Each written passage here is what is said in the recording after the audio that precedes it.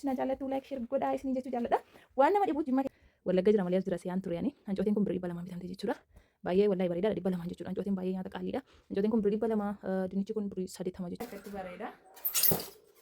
Gatiin isaa fi ilaaleen bite jechuudha. Maaliif yoo forjitii ta'e yeroo irra dhaabbi. Innaa kanaaf baay'ee tokko bareedaadha. Kanaaf meeshaalee hedduu viidiyoo kana keessa jira. Akkasuma warroonni gabaadhattanii waa bituu yaaddan akkasuma immoo meeshaalee ajajaan bitame rakabootii lama Salmaan Dishaa jira, maakubiyaa xiqqaa guddaa, zambiilii, sallaa uffataa, makattafaa kan qodaan itti dhiqamu xiqqaa guddaa waa hedduu jira. Tokko tokkoon gatii isaa isinitti hima jechuudha Oromoo kiyya. Ani egaa waan ofii bitees waan namaa bitees Oromoo kiyya hin dhoksu. Warri na jaallattanii rabbis na jaallattu like share godhaa isin jechuu jaalladha. Waan nama dhibu jimma keessatti hancoote argee bitadhe jechuudha. Ijoollee Wallaggaa jirtu warroonni hancoote jaallattanii isin jechuu barbaada. Gatii meeshaa kana isinitti hima tokko tokkooni.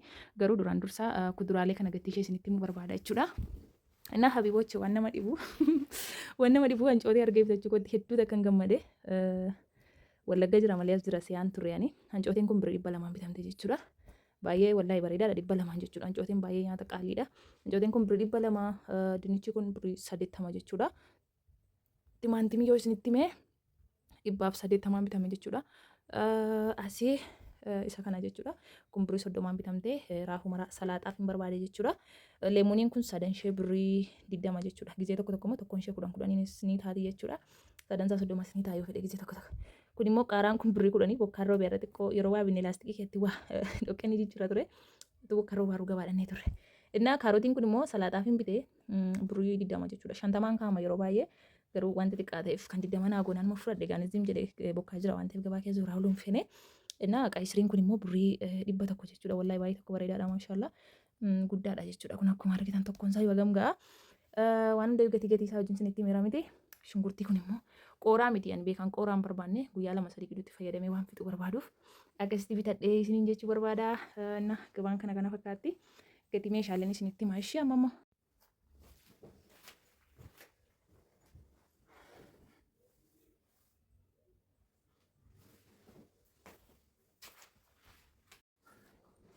Assalamualaikum warahmatullahi wabarakatuh. Hordoftoota kiyya akkam jirtu? Meeshaalee babbareedduu kana jira. Gatii isheen isinitti himaa. Akkasumaatti ilaalaa isiniin jechuu barbaada.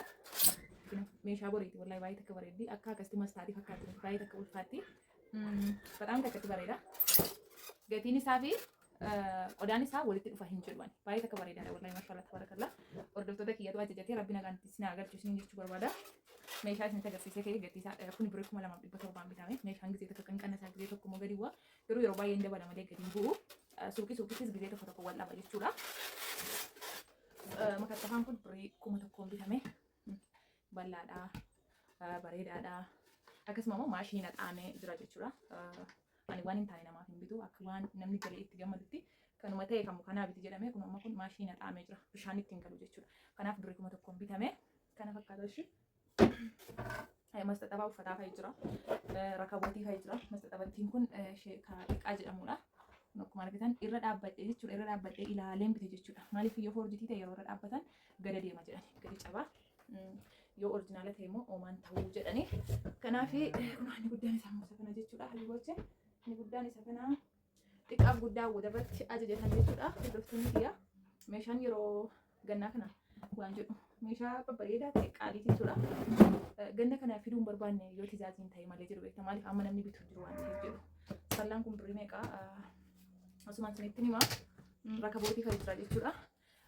Isa yaadadhu jala jiran leetira 3dha birrii 2700 bitame jechuudha. Habiboche mana nama dhaqxanii hundatti argitu addan ishee irra gadi buutee teessi jechuun waan seenu jechuudha. Asin irratti cufaa qabdi. Hundatti qorqoratii isinitti agarsiisa. Kaartooniin alatti jechuudha. Akkuma argitan kuni tiga cufamee ta'a jechuudha. Bishaan kanatti buufatamutti ka'ee jechuudha faashiniin isaa. Burcuqqoo inni siisii minaaminni biiffee ta'a akkasuma immoo miidhagummaaf achi kakaa'utti ka'anii. Akka Salmaan Dishaa jira. Akka Salmaan Dishaa kana birrii 650 bitame jechuudha. Baay'ee takka bareedaadha. Ani akkana jaalladha. Akka simmintoo qabu ni jira jalaanii garuu baay'ee tokko ulfaata. Filannoo namaatiin jechuudha. Waan inni ajajate akka namni himatetti bitaanis jaalladheera waan ofii qabuuf ajaja abbaa sana jaalladhee bitee jechuudha. Birrii 650 bitame jechuudha. Feermuziin kuni namni waan ajajatu feermuzii gaafa bitadhee malee waan ajajatu amma birrii 2500 taate jechuudha. Hin jirtu. isa jiru warra qaban bichi gadhiisaadha malee hin jiru jechuudha. 2500 taate na akkasii 2500 bitamte jechuudha. Irra deddeebiin tajaajila namaa bite keessa kanuma deddeebi'ee dhufa jechuudha. Kunoo rakabootii kana fa'aa jira. Rakabootiin kun lama jechuudha. Akkuma argitan sila viidiyoo keessatti innaa kina baay'ee tokko bareedaadha. Kana fakkaata isin jechuu barbaada. Inni tokko immoo kana kaameraa namni waraabu naan ta'u kanaaf ofii kiyya waraabadha. Inni tokko isa kana isin jedhee jira. Tokko immoo kana diizaayinii ma tokko garuu isa keessatti xiqqoo gurraachinaa fi wanti qaba malee kun maashaallah baay'ee tokko babbareeda isin jechuu barbaada. Eeggannoo gaafata.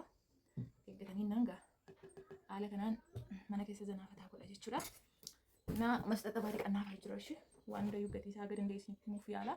Like, share, subscribe godhaa warroonni meeshaa jechuu kana fa'aa jira jechuudha. Rakabootiin jira waan ta'eef kanallee isin agarsiisa. Nama guyyaa xiqqoon kunis jirti. Guddaan isaas jira. Amma gatii isaa isinitti muuf deema. Hadii gochee isinitti hin dheeressu.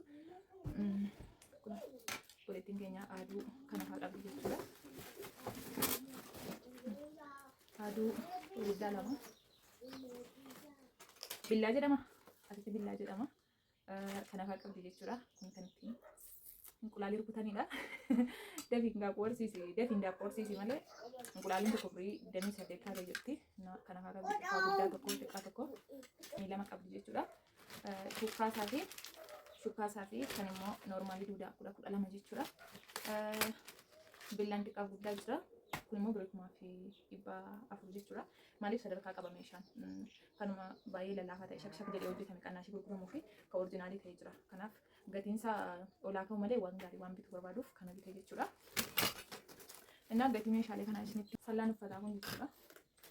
Sallaan uffataa kun sallaan uffataa birrii 750 bitame jechuudha. Okay. Sallaa shunkurtii birrii 1400. Aduu lama billaa lama jechuudha. Billaa lama birrii 500 jechuudha. Cirfaa xiqqaan kun birrii 200. Zanbiiliin birrii 300 isiniin jedheera. Qadibukoo inni guddaan kuni inni guddaan birrii 650 jechuudha. Xiqqaan isaa immoo 330 jechuudha. Inni xiqqaan kun 330. Inna maxaxabaa dhiqannaa jechuudha. Maxaxabaa dhiqannaa kun birrii 200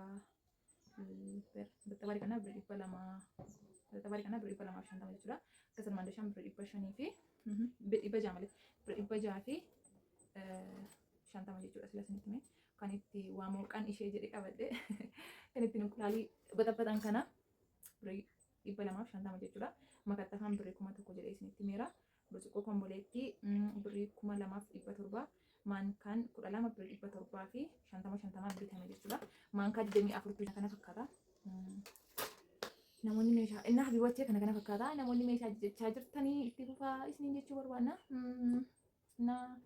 Haala kanaan namoonni amma meeshaa bitachaa jirtan baay'ee tokko qancaraaf gowwoziidha isiniin jedha. Maaliif namni amma mana ijaaree xumuree meeshaa bitadha jedha.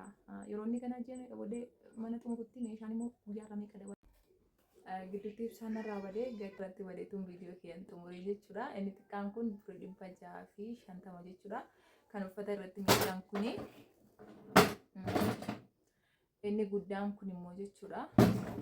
Inni guddaan kun immoo sila isinitti agarsiiseen ture birrii 850 jechuudha. Yeroo bitamu orijinaalii feekii ta'uu isaa wanni ittiin ilaalamu irra dhaabbatanii ilaaltanii